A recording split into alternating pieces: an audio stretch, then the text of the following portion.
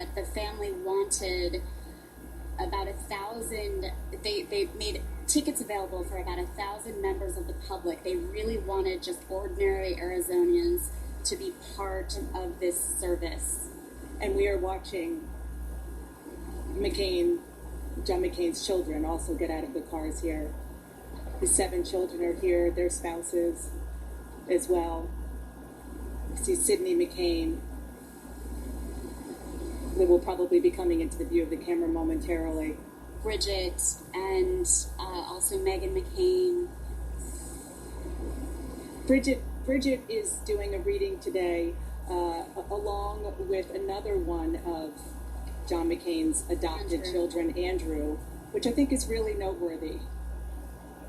You see his children there embracing, and of course Cindy McCain walking in. And as you said, Maeve, she has been a beacon of strength, of grace. She has been, many of his friends have said that she was by his side 20 hours a day, for many months, ensuring that he got the best care that he could, ensuring that he could stay at the cabin that he loved between Sedona and Cottonwood. And she, has just been going for days now.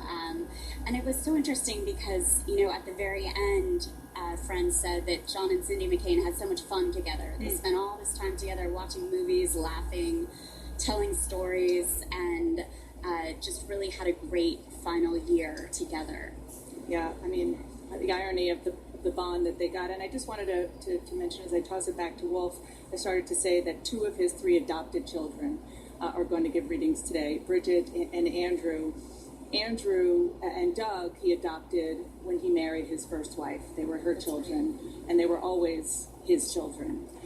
Bridget, of course, was born in Bangladesh. Cindy McCain brought her home without even telling her husband and said, "This is our new daughter." But I think it's really telling that his adopted children are speaking at the service in his adopted home state of Arizona. And doing readings that really mean a great deal to him. Yeah. Well, it's a moment that is both sad, but it's certainly, Essie, a tribute to this unique man, this celebration that we're about to see as well. Well, and just on the family, in so many ways, his was a unique family. In others, it was a typical American blended family.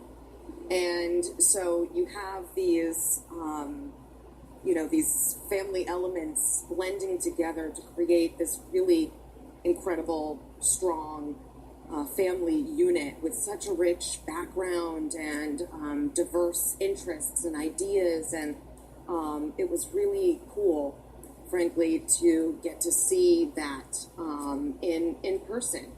Just kind of a typical family, hard to believe, a typical family with adopteds and steps and all of that. But you wouldn't know it if you didn't know the biography, because they were all just the McCain family.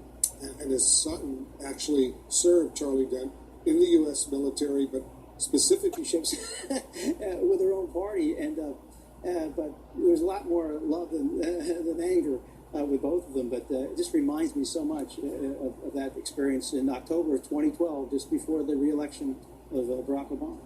Yeah. I want to just pick up on something that David said. As a young reporter, I covered the death of Hubert Humphrey, and that was another occasion like this. Someone who was a larger-than-life figure who represented politics at his best, who was loved by people on both sides. Somebody gave a really inspiring eulogy. Well, Walter Mondale did.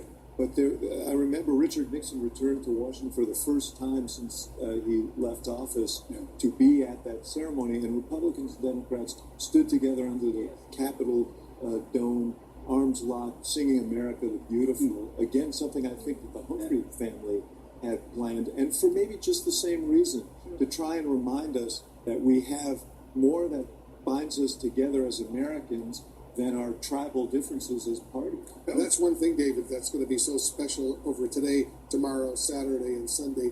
Democrats and Republicans coming together to praise Senator McCain. Absolutely. And if you start with the proposition that he ran twice, and presidential campaigns, he got pretty nasty, but he's got both of his opponents coming. He has George W. Bush coming. He has Barack Obama coming to give farewells. And you mentioned earlier of the if you look at the senators who are here, there are 26, 22 current and 4 formers.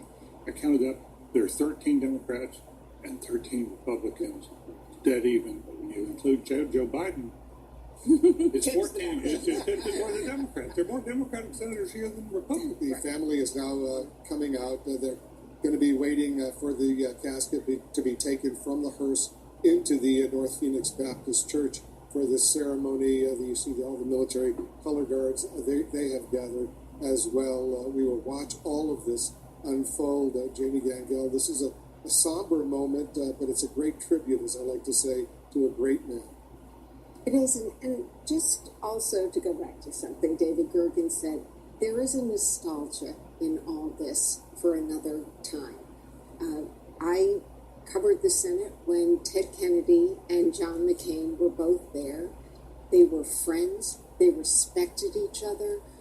Ted Kennedy used to say, we listen to each other. Not a lot of listening that goes on today. And I think that, from Joe Biden to Barack Obama, one of the things that we're seeing here is a very important nostalgia throwback to another time that we're celebrating. In that same vein, Tom Udall, the nephew of Mo Udall. I just want to point out that the Arizona National Guard casket team is now going towards the hearse to take this casket. Dana, you're right there. You're right across the street. I'm just a few feet away, and I'm watching from behind Cindy McCain, 7 McCain children, watching something that, again, they knew was coming. They knew it was imminent in recent weeks and months. They planned this meticulously, but I can't imagine watching them watching this, how they're feeling right now, to send off this man that the whole world is paying tribute to. But to them, he was just a father and a husband. And it's really remarkable to be able to witness this poignant scene.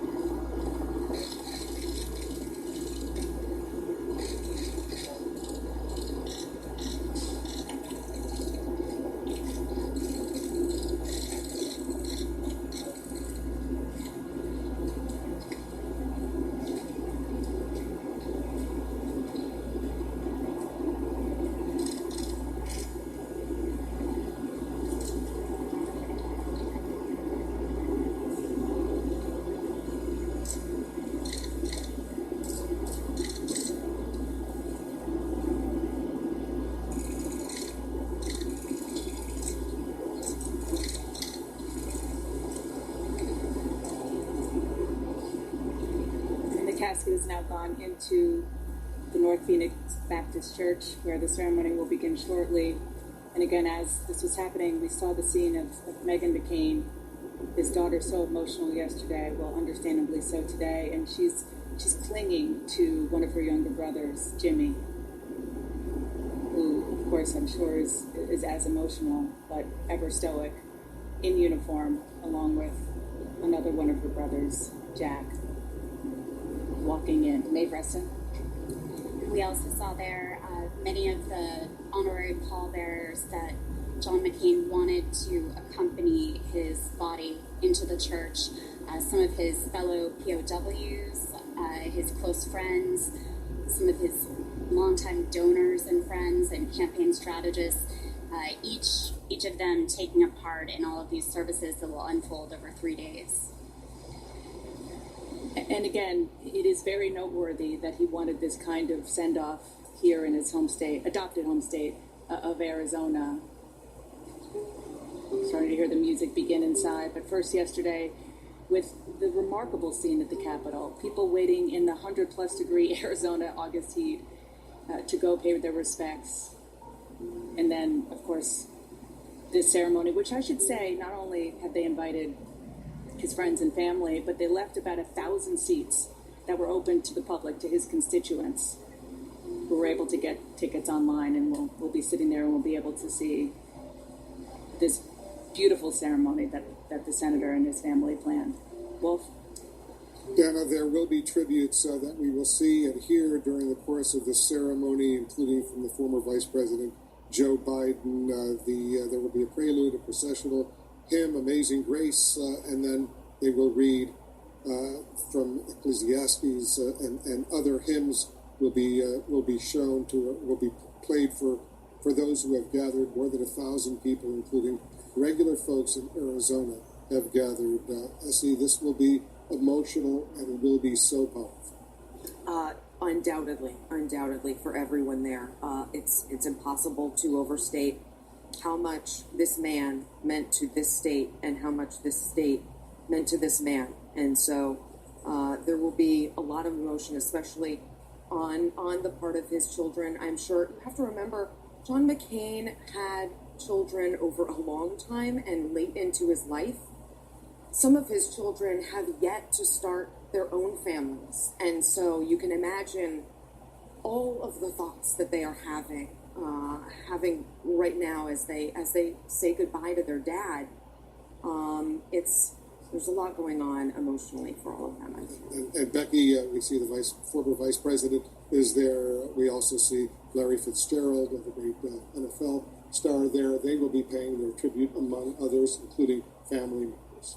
Yeah, what I'm saying is, as the camera has been showing the crowd, and as you're seeing the pallbearers he selected, is that there are so many touches and things that are quintessentially Arizona in this service. Obviously, they're going to have the service at the National Cathedral on Saturday, but it's clear to me that this service was really paying a tribute to this state that he loved. And I know we've all said that a lot over the last few days, but I think that can't be overstated. And there are obviously representatives of the Native American community there. You saw people, wearing their hunting gear, and obviously Larry Fitzgerald being there. Senator McCain was a huge fan of the Arizona sports teams, and it's very touching to see all of these really important pieces of the state represented in the service that is taking place in his home state. The welcome and invocation will be delivered by the senior pastor, Dr. Garcia. Casket is now being brought into this church. Charlie Dent, you're watching this and you see everyone stand. Let's pause for a moment.